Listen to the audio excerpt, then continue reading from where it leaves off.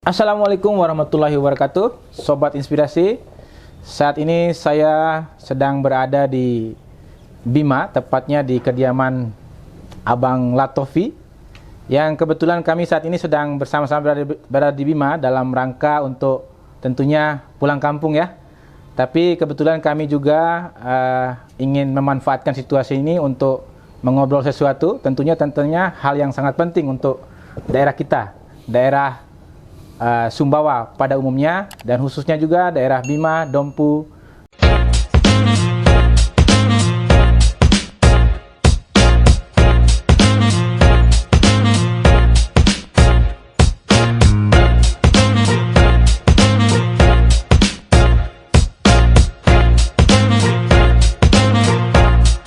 Oke, Bung Latofi, Assalamualaikum warahmatullahi wabarakatuh. Waalaikumsalam. Apa kabar, Abang dah?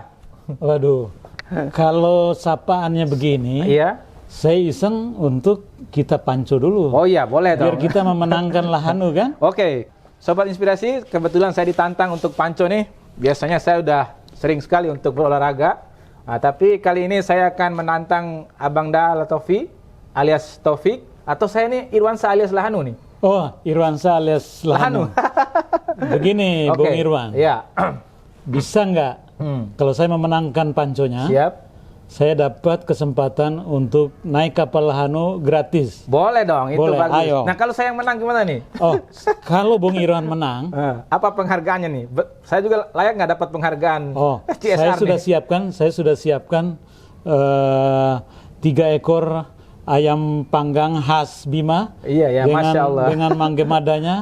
Boleh dimakan sepuasnya. Oke. Kalau nggak kuat makannya, boleh bagi kepada yang lain. Tapi sebelum itu, Bang Latofi kayaknya agak langsingan dibanding saya. Saya menjalani diet hidup sehat. Iya.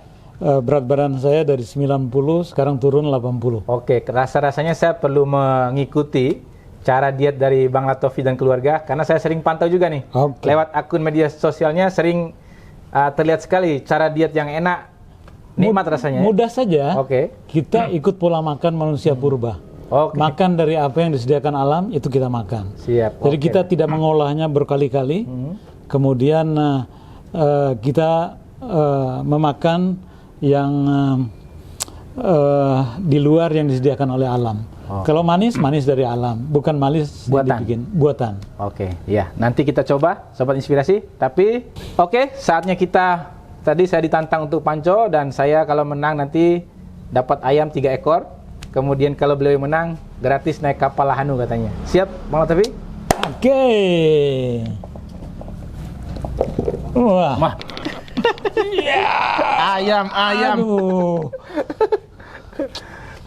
Bukan berarti dia mudah, cuman saya mengalah. Sip. Mengalah untuk 3 ekor ayam. Oke, kita lanjut ke hal yang perlu kita bahas sore hari ini. Saya panggilnya Abang atau Kakanda ini? Bung Latofi. Bung Latofi. Oke, Bung Latofi. Saya ingin sedikit mengorek tentang latar belakang daripada Latofi School of CSR. Nah, ini kan kalau tidak salah, Latofi School of CSR ini berada di Jakarta domisilinya. Dan kami juga sangat banyak mendapatkan informasi, telah banyak memberikan penghargaan kepada perusahaan-perusahaan besar yang ada di negara kita, dari tentunya berbagai bidang tentunya ya, perusahaan tersebut. Nah, kali ini saya ingin mengorek sedikit latar belakang daripada berdirinya Latofi School of CSR ini. Bagaimana sebenarnya? Ya, ini sekolah yang tidak ada gedungnya. Iya. Tetapi sekolah bagi semua orang, bagi semua pihak yang ingin mengembangkan Indonesia dari sisi tanggung jawab sosialnya. Tanggung jawab sosial siapa? Ada perusahaan di dalamnya, ada pemerintah di dalamnya, ada organisasi sipil masyarakat juga berada di dalamnya. Nah, inilah yang ingin kami tangani agar Indonesia mendapatkan berkah dari tanggung jawab sosial berbagai pihak ini.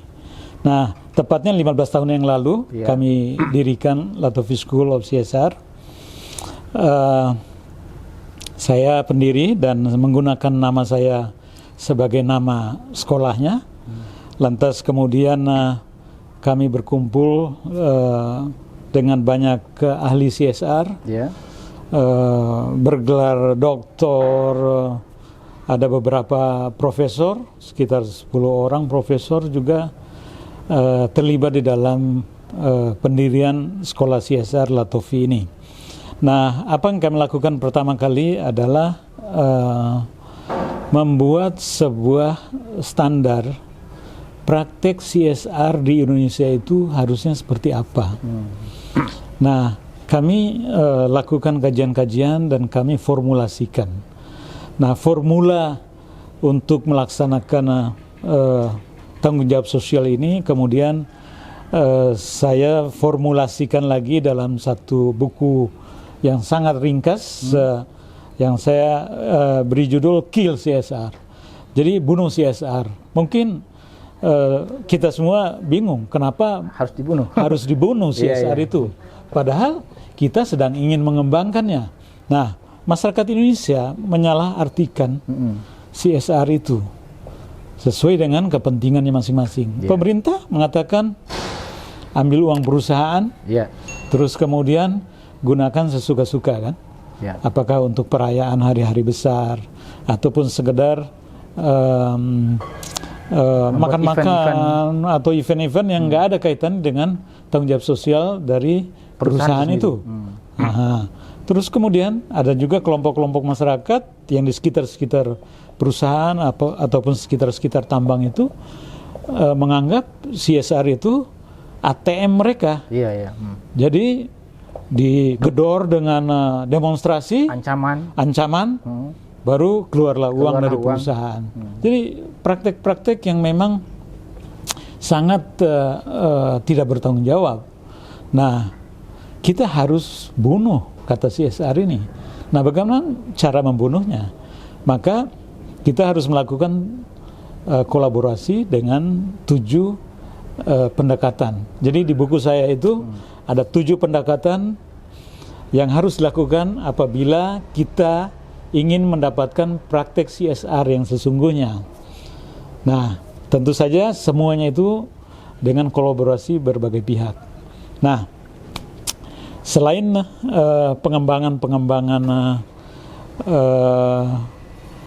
wawasan keilmuan atau wawasan pengetahuan tentang CSR yang Indonesia, saya berpikir bahwa kita harus membuat penghargaan kepada perusahaan, kepada pemerintah daerah. Jadi tidak hanya fokus pada perusahaan tentunya ya. Tidak hanya perusahaan. Karena kan pemahaman tadi kan CSR. Biasanya penangkapan kami bahwa CSR ini berlaku tadi pada perusahaan-perusahaan yang memiliki bidang usaha tertentu, yang memiliki penghasilan mandiri. Nah, kalau ini kan pemerintah juga ada yang diberikan penghargaan dari Latofi School of CSR ini. Kenapa itu? Pemerintah? Itu kan pertanyaannya kan.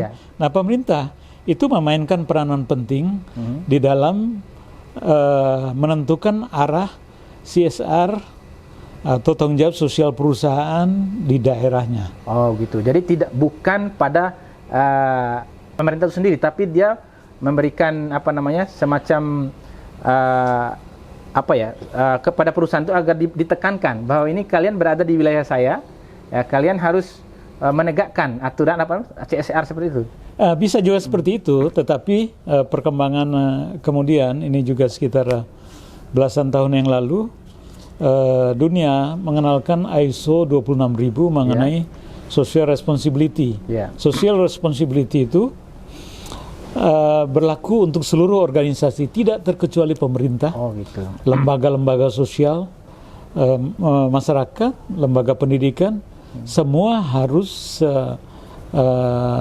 tunduk pada guidance social responsibility itu. Jadi semua kita dalam payung hukum yang sama sebenarnya. Nah, itu menariknya.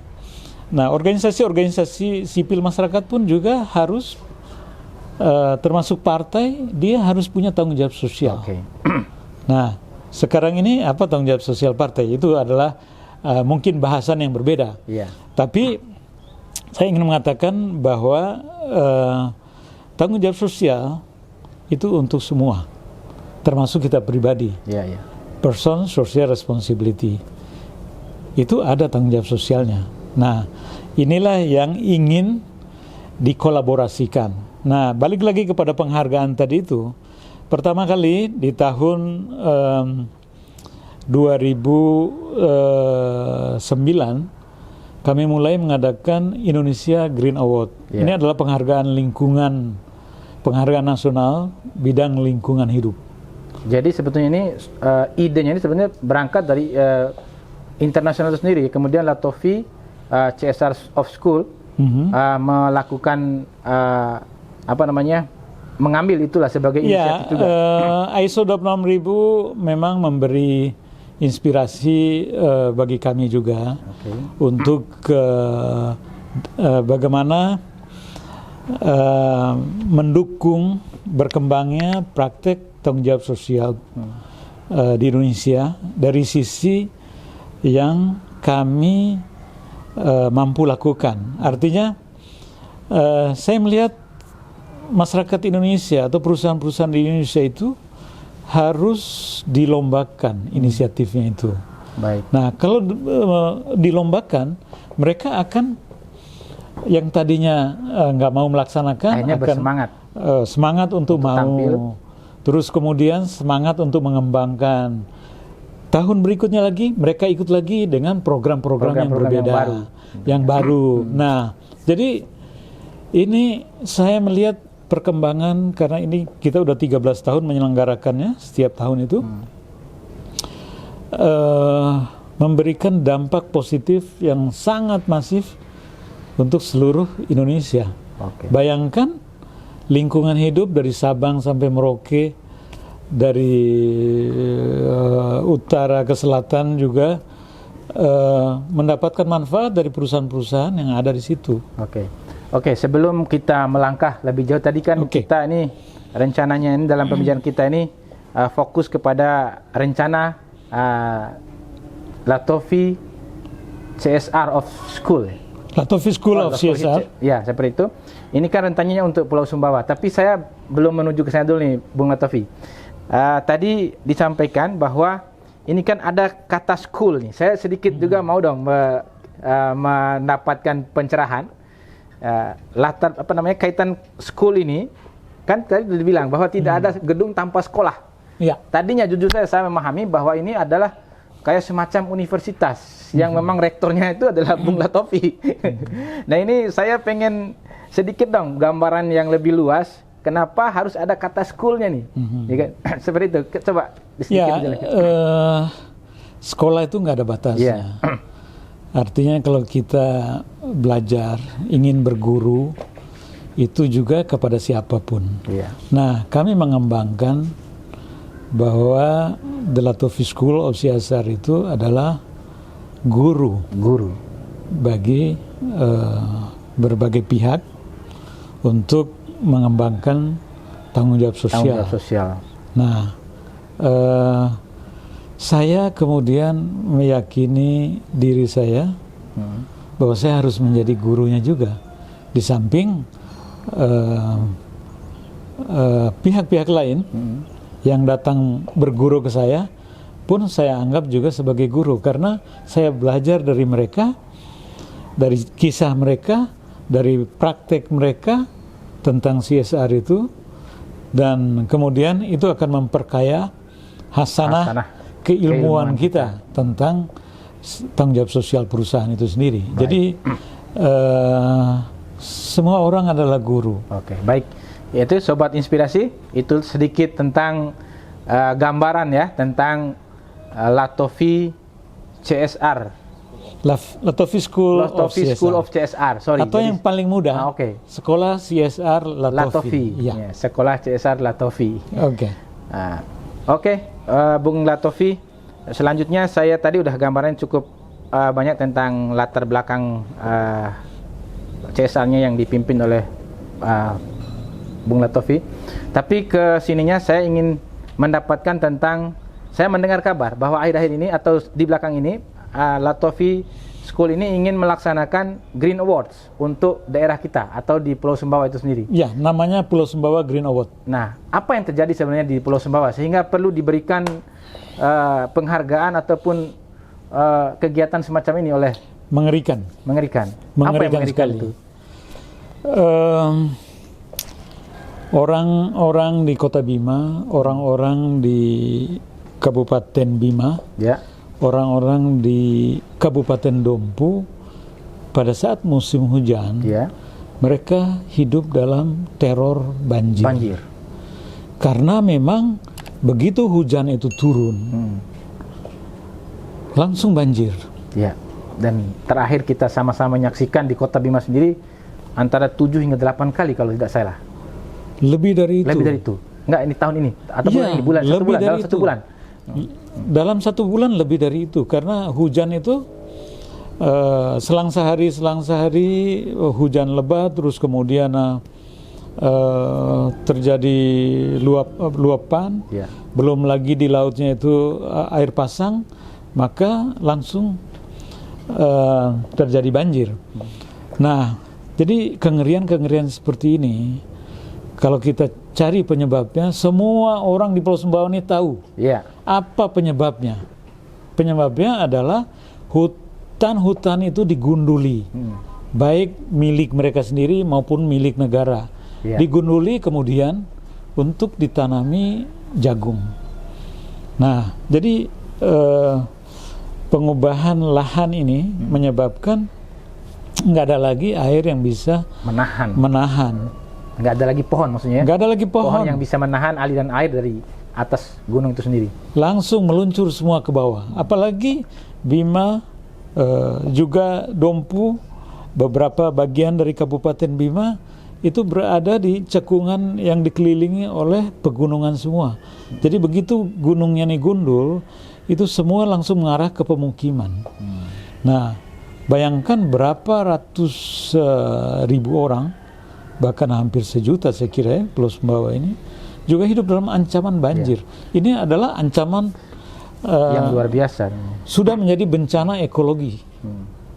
Nah, melihat ini semua, saya kemudian berpikir apa yang harus dilakukan Ya. untuk daerah ini. Betul. Nah, kalau kita melakukan inisiatif-inisiatif semacam gerakan-gerakan penghijauan biasa dengan mendorong pihak-pihak semua pihak untuk melakukannya. Penanaman, penghijauan kembali. Rasanya memang ini kami juga semua sering melakukan itu dan hampir kami itu mengalami kegagalan dalam hal melakukan penghijauan. Negara gagal bermiliar-miliar rupiah, ratusan miliar digelontorkan untuk penghijauan bertahun-tahun, Ya. semua nihil. Nah, sekarang Latofi School of CSR. Kami punya solusinya. Apa solusinya nih? Kami punya solusinya. Nah, ini mohon dijelaskan. Jadi kami melihat bahwa ada perangkat-perangkat kelurahan, perangkat-perangkat pemerintah desa yang tidak digunakan di dalam mengatasi persoalan lingkungan hidup dan persoalan ekonomi masyarakat. Nah, kami melombakan desa-desa, kelurahan seluruh Pulau Sumbawa ini. Jadi ada 5 kategori daerah. 5 daerah: Kota Bima, Kabupaten Bima, Kabupaten Dompu, Kabupaten Sumbawa, dan Kabupaten Sumbawa Barat. Nah, penghargaan yang utama kami berikan kepada kelurahan-kelurahan ataupun desa-desa yang melakukan inisiatif 5 kategori. Nah, saya harus melihat 5 kategori dan harus saya baca. Pertama, konservasi hutan dan air, sehingga keanekaragaman hayati hewan berlangsung normal. Dengan begitu, air sebagai sumber penghidupan dari ekosistem tetap terjaga. Sangat disarankan konservasi hutan dan air dengan mempertahankan keberadaan hutan, menghutankan kembali lahan yang terlanjur rusak, berbasis pengembangan ekonomi masyarakat. Nah, contohnya mendukung bisnis pembibitan tanaman produktif dengan memanfaatkan dana desa. Ya. Tentu yang mendasar adalah membuat peraturan desa atau kelurahan untuk larang tebang pohon. Dan wajib menanam pohon produktif. Jadi harus ada aturan dulu. Jadi Dari pemerintah itu sendiri? dari pemerintah desa atau pemerintah kelurahan. Oke. Mereka harus bikin aturan itu. Nah, apa peran dari Latofi School of CSR ini untuk menekan ataupun memberikan arahan kepada pemerintah itu sendiri? Soalnya selama ini kan pemerintah cenderungnya ketika mereka membuat aturan itu cenderung ada perlawanan balik dari masyarakat itu sendiri. Ya. Khusus dalam kaitan dengan penggundulan hutan, di mana di situ ada sesuatu, di mana ada kepentingan ekonomi di sana, terutama masyarakat itu sendiri. Sementara dari pemerintah juga belum memberikan solusi untuk hal itu. Oke. Tidak ada yang kurang dari regulasi yang ada. Undang-undang tentang pertanian melarang untuk menebang itu undang-undang kehutanan, undang-undang pertanian, perkebunan itu melarang tanam di kemiringan sekian. Nah, tapi kita langgar semua. Betul. Dan banyak sekali aturan-aturan yang dibuat. Tetapi tidak pernah ada aturan yang dibuat di tingkat warga. Nah, warga itu di bawah penanganan kepala desa atau lurah. Nah, sekarang kami adakan kategori 1 ini, di mana mereka harus memiliki aturan itu. Nah, biarlah warga sendiri bersepakat untuk mengatur diri mereka sendiri. Jadi ini kita balik, bahwa aturan ini adalah dari bawah. Nah, bukan dari atas. Jadi mungkin semacam dulu kan kalau sebelum adanya aturan-aturan modern, di tiap desa itu kan ada yang namanya hukum adat. Bisa nggak itu diterapkan di situ? Sangat bisa. Jadi desa bisa mengadopsi hukum adat atau cara-cara hukum adat itu untuk membuat aturan atau perdes atau peraturan kelurahan. Itu sangat bisa. Jadi sederhana sebenarnya, larang tebang pohon, walaupun itu punya nenek moyang kita. Terus kemudian tanam pohon produktif, wajib tanam pohon produktif. Nah, kalau mereka sepakat untuk mengatur dirinya sendiri, kenapa enggak? Nah, Latofi School. Sebentar, Latofi. Ini saya mengalami sendiri nih. Di kampung saya sempat memposting kemarin tentang gundulnya hutan atau gunung di belakang kampung saya. Dan saya di dalam rukun keluarga adalah ketua rukun keluarga di desa saya, terutama yang ada di perantauan di Jakarta. Di dalam grup WhatsApp, pulang beberapa waktu yang lalu, saya memotret gunung itu dan saya masukkan ke dalam grup. Di situ juga ada keluarga besar kita yang ada di kampung. Saya menyampaikan, tolong dong ini dihentikan. Di situ ada sesuatu yang memang sulit untuk dibantah, yaitu semacam SPPT, surat kaitan dengan pengolahan hutan itu sendiri. Dan mereka itu setiap tahun membayar, surat SPPT itu dikeluarkan oleh pemerintah. Dan ada mereka punya kewajiban membayar pajak setiap tahun. Dan ada bantahan, kami punya hak atas ini. Nah, kami punya keabsahannya mengelola hutan ini. Makanya kami berani. Nah, kira-kira sebelum melakukan menerapkan sebenarnya atau menyarankan kepada pemerintah pusat atau pemerintah daerah, kemudian turunannya kepada pemerintah desa, ini kan ada yang perlu dicabut, semacam surat izin tadi. Nah, peran daripada Latofi dalam hal ini seperti apa kira-kira? Ya. Nah, semacam ada perlawanan balik tadi kan? Perlawanan balik ini bukan hanya semacam mengangkat senjata, tapi ada semacam legalitas nih. Mereka punya pegangan itu. Iya. Nanti ada kategori 6. Yang ditujukan kepada pemerintah kabupaten atau pemerintah kota. Nah, kategori ini 6 ini namanya pemerintah bijak lestarikan alam. Ada satu yang menarik di sini. Salah satunya adalah penegakan hukum atas pelanggar ketentuan menjadi poin penting untuk mendapatkan penghargaan kategori ini. Ya. Nah, apa yang dilakukan oleh pemerintah Kota Bima dengan membakar gubuk-gubuk dari para peladang Ya. yang peladang Telah liar melakukan lah, penanaman. yang telah melakukan penanaman Ya. jagung, dan bahkan mereka membakar, menyemprot Ya. tanaman jagung ini itu. Nah, penegakan hukum seperti ini perlu dilakukan pada mereka-mereka yang bandel. Ya. Karena aturan itu bukan untuk menyengsarakan lingkungan hidup Ya. atau membuat rusak lingkungan hidup, atau bukan untuk menyengsarakan masyarakat. Ya. Nah, orang yang menantang aturan itu memang harus dilakukan penindakan. Ya. Jadi kalau mereka menantang, tentu adalah penegakan hukum. Tapi apakah tidak sebaiknya tadi ya, yang saya bilang, ada legalitas semacam tadi, izin pengolahan hutan, SPPT yang tiap waktu mereka bayar pajak, alangkah tidak sebaiknya itu dicabut dulu oleh pemerintah, baru kita menerapkan hukum tadi, aturan tadi. Kita belum tahu persis, Ya, belum coba tahu nanti. persis, tetapi yang saya tahu bahwa lahan-lahan yang masuk sebagai lahan negara, Lahan tutupan negara ya. lahan negara itu ada namanya program hutan kemasyarakatan, Ya. perhutanan sosial. Nah, hutan kemasyarakatan (HKM) itu mengeluarkan surat izin Ya. buat dikelola, Ya. dan mereka membayar Ya. Pajak. pajak atas itu. Betul. Tetapi suruh buka di aturan ketika mereka mendapatkan lahan itu. Oke. Lahan itu harus ditanami Ya, ya. dengan pohon-pohon yang produktif atau membuat konservasi bagi lingkungan hidup. Iya, betul Kalau sekali. tadinya lahan negara itu lahan yang udah gundul, mereka punya kewajiban untuk menghutankan kembali, dan melestarikannya.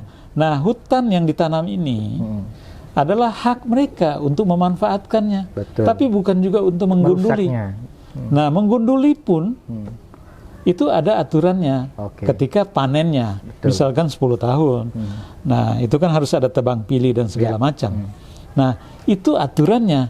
Mereka kemungkinan tidak mengetahui aturan itu, sehingga menggunakan kata-kata yang tidak sepantasnya. Iya. Jadi ada kebutaan hukum di situ. Baik. Tidak ada penerangan buat mereka. Mereka mungkin tidak salah, mungkin juga tidak paham sesungguhnya. Karena memang perhutanan sosial atau HKM itu tidak dibarengi dengan sosialisasi yang baik. Nah, itulah kira-kira ininya. Oke. Jadi saya mau lanjut lagi kepada dua kategori kedua. Tani, ternak, peduli hutan.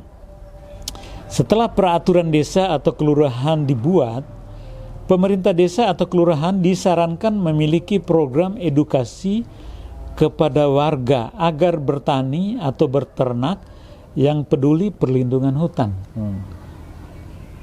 Nah, jadi edukasi ini adalah kategori tersendiri yang mereka bisa ikuti. Mereka tinggal laporkan bahwa kami telah mengedukasi warga untuk tani ternak. Jadi adanya edukasi ini adalah tiket untuk mendapatkan penghargaan dari kami. Nah, selama ini ada apa tidak yang seperti itu?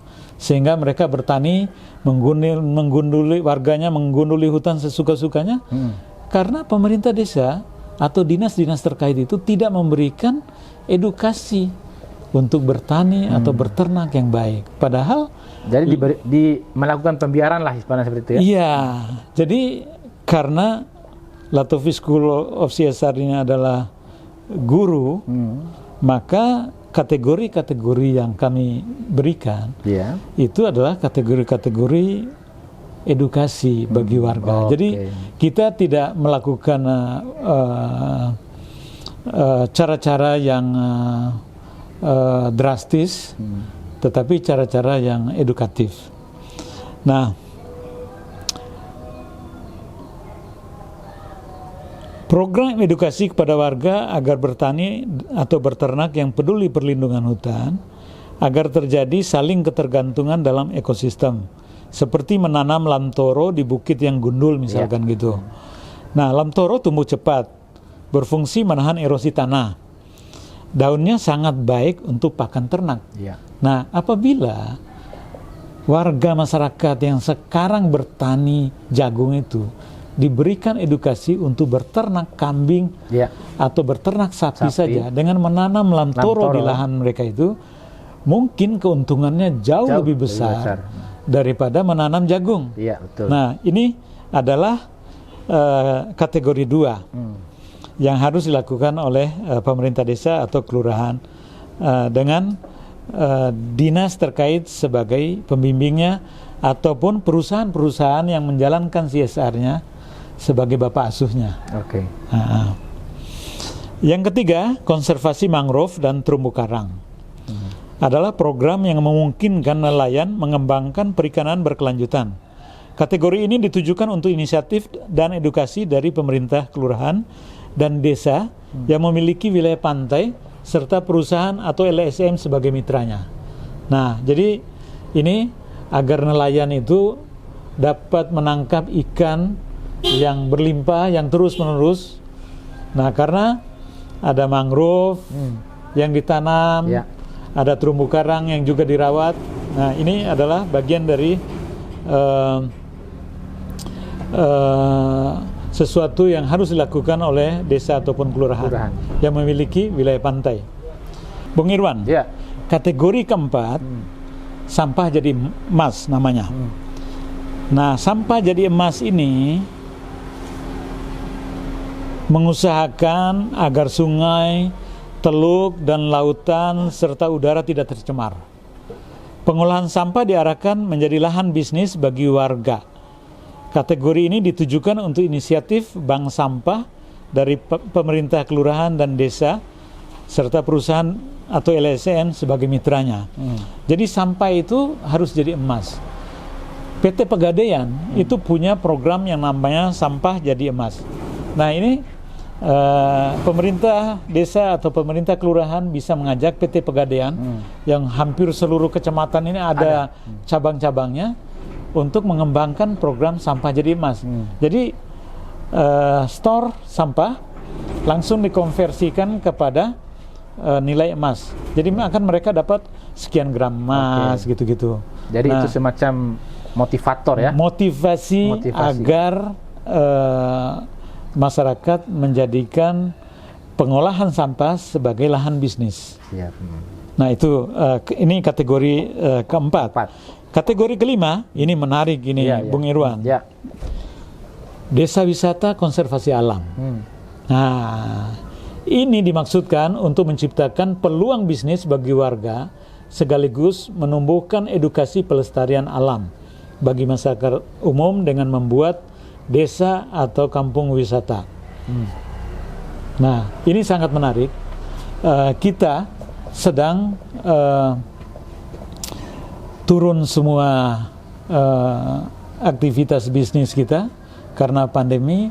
Nah, dengan membuat desa wisata dengan berbasis konservasi alam ini akan memberi harapan kepada warga untuk menumbuhkan usaha-usaha kecil mereka dengan berbasis konsumsi.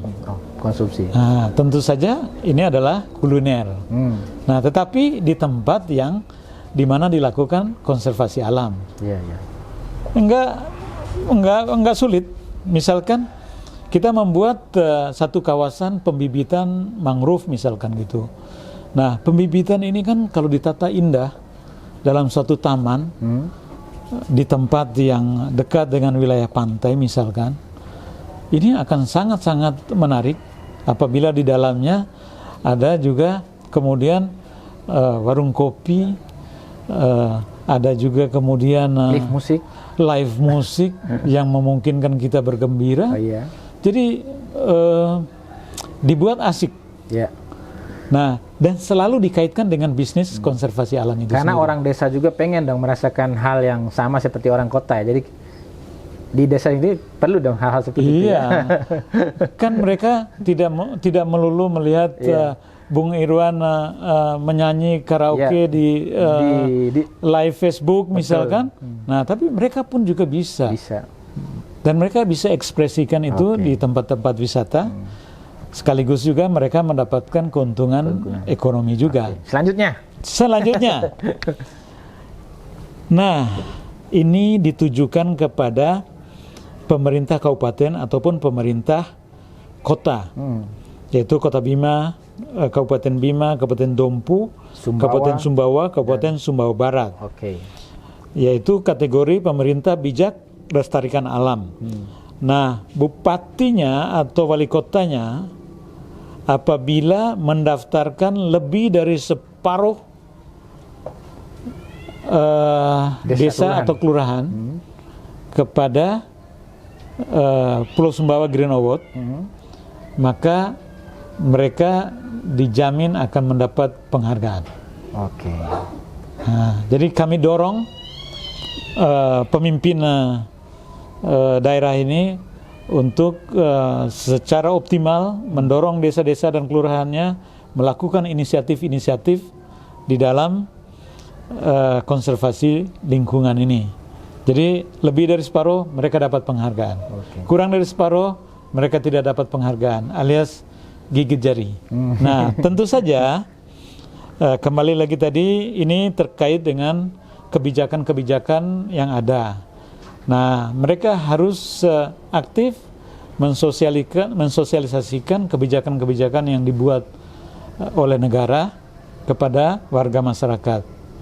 Nah, edukasi atau sosialisasi seperti ini penting untuk dilaporkan apabila ingin mendapatkan penghargaan. Selain penegakan hukum tadi itu. Nah, jadi sebenarnya kategori dari Pulau Sumbawa Green Award ini adalah sesuatu yang menjaring semua elemen seluruh warga Pulau Sumbawa untuk terlibat di dalam memikirkan kehidupannya sendiri secara bersama. Nah, kita harus terlibat, dan ini yang belum dilakukan. Apakah kita merasa memiliki negeri ini, memiliki lingkungan ini, memiliki bumi ini? Kadang-kadang kita merasa tidak demikian. Bumi ini ada yang ngatur, ada yang membersihkan, ada yang kemudian menanam pohonnya, saya nggak peduli. Padahal setiap hari kita menghirup udara segar bertahun-tahun sejak kita lahir, tetapi apa yang kita berikan untuk bumi ini? Kita berhutang pada bumi ini. Baik. Tadi apa sudah semua terkait? Sudah semua. Berbicara tentang penghargaan, Sobat Inspirasi tadi Latofi CSR, Latofi School of CSR, ini kan akan memberikan penghargaan. Kira-kira bentuk penghargaan itu seperti apa yang ingin diberikan? Kemudian apabila desa atau kelurahan ini mendapatkan penghargaan pada Green Award kali ini, selanjutnya itu mereka itu akan dijadikan seperti apa sih penghargaan seperti itu? Apakah untuk kemudian misalnya, kan? Ketika mereka mendapatkan penghargaan dari Latofi, kemudian apakah ada semacam dari pemerintah pusat dapat memberikan bantuan tambahan untuk terus mengembangkan desanya seperti itu, atau bagaimana sih sebetulnya gambarannya?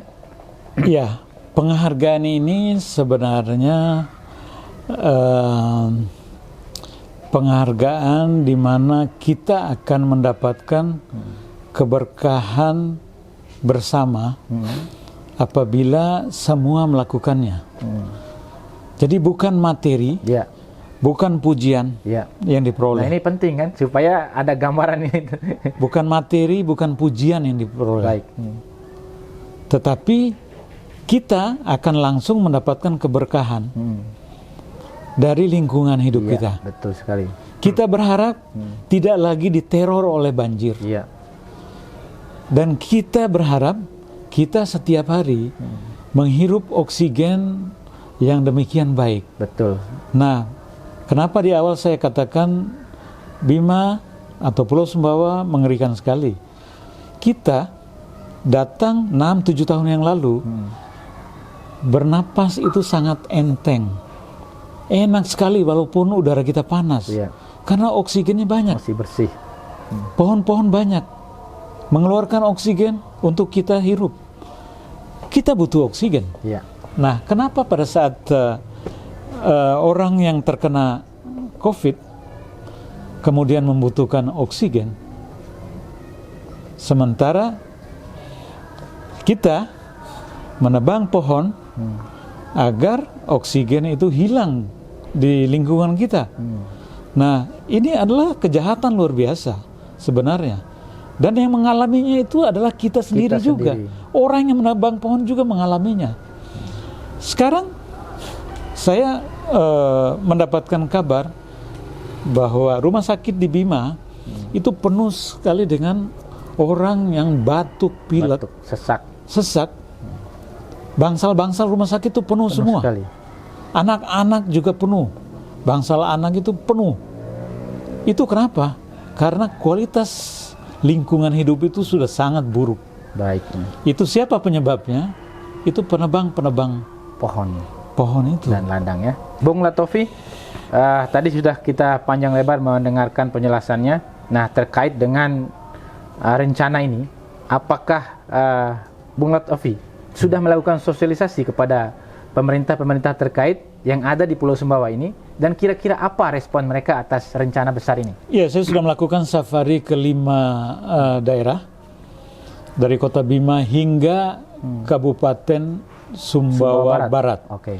Respon mereka luar biasa. Bahkan mereka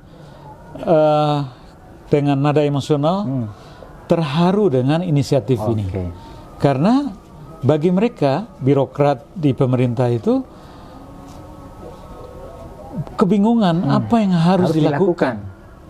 Nah, dan mereka satu frekuensi dengan kami bahwa memang ini cara terbaik untuk menyelamatkan lingkungan hidup. Jadi masyarakat dilibatkan. Masyarakat tidak dibuat sebagai sasaran tembak. Tetapi masyarakat dirangkul semua. Baik. Oke, Bung Latofi. Nah, semua tadi sudah dipaparkan tentang tujuan daripada penyelenggaraan Green Awards yang ada di Pulau Sumbawa. Nah, saya satu pertanyaan terakhir nih, ingin mengetahui, ada nggak tujuan khususnya nih? Kira-kira apa nih ke depan ini? Apakah memang ada tujuan tersembunyi dari semua ini? Misalnya untuk ikut calon gubernur, bupati, wali kota, atau apa kira-kira? Mohon dijelaskan nih. Yang jelas, tidak ada keinginan saya untuk menjadi atau mencalonkan diri jadi wali kota, bupati, gubernur, apalagi dikaitkan dengan provinsi baru Pulau Sumbawa. Itu tidak sama sekali. Saya ingin menikmati masa tua saya dengan hidup lebih nyaman tanpa harus menjadi siapa. Oke. Jadi itu kuncinya. Iya. Oke. Tapi artinya ini murni ide besar ini dihadirkan untuk pengabdian tentunya, untuk daerah kita tentunya. Ya, saya ingin lingkungan hidup Pulau Sumbawa itu memberikan kebahagiaan bagi seluruh warga Pulau Sumbawa, di mana mereka mendapatkan oksigen yang bagus untuk kehidupan mereka. Mereka sehat, mereka bisa menunaikan ekonomi mereka, karena kalau sehat kan ekonomi bagus. Baik. Nah, tapi kalau oksigennya tipis seperti sekarang ini, karena hutannya udah nggak ada lagi, kita gampang sakit dan ekonomi kita pun akan juga terpengaruh. Baik. Jadi saya ingin membahagiakan mereka. Oke, kata kuncinya Bung Latofi hadir ingin membahagiakan warga Sumbawa. Tentunya pada khususnya warga Kota Bima, begitu kira-kira ya? Tidak, umumnya Pulau Sumbawa, dan Indonesia umumnya. Pada umumnya. Karena selain Pulau Sumbawa Green Award, dalam waktu yang bersamaan ini kami juga akan menginisiasi Jakarta Green Award 2022. Wah, jadi tidak hanya satu rupanya ya? Tidak, nanti mungkin daerah-daerah lain kami kembangkan wilayah per wilayah sesuai dengan persoalannya. Jadi kategorinya adalah untuk menjawab persoalan lingkungan yang ada. Baik, terima kasih. Oke, Bung Latofi, tentunya ini kan sudah semua kita ungkap dari tadi. Tapi rasa-rasanya nggak asik kalau channel SPD Channel nggak diajak nih? Oh, tentu saja SCPD Channel itu adalah bagian dari pekerjaan besar kita. Karena SCPD Channel sudah melakukan banyak hal-hal positif di dalam dan mengembangkan lingkungan hidup. Dan kami pastikan kami akan hadir juga untuk meliput bahkan mewawancarai Bung Latofi pada saat nanti acara Green Awards. Oke, terima kasih. Oke. Luar biasa. Oke, Sobat Inspirasi, kami telah melakukan diskusi panjang lebar tadi bersama pimpinan daripada Latofi School of CSR. Dan adapun yang bisa saya petik dari tadi bahwa apa yang dilakukan oleh Bung Latofi sendiri adalah bukan untuk tujuan pribadi, tapi beliau memiliki tujuan yang sangat mulia, yaitu menciptakan daerah Sumbawa yang bersih, udara yang bersih, dan juga hutan yang hijau dan lestari. Kira-kira seperti itu ya, Bung Latofi? Iya. Oke. Demikian, Sobat Inspirasi. Wabillahi taufiq wa hidayah. Wassalamualaikum warahmatullahi wabarakatuh. Sobat Inspirasi, jangan lupa untuk melakukan subscribe channel kami, SCPD Channel. Ya, subscribe, like, and comment. Oh, comment. Comment. Oke, bye-bye.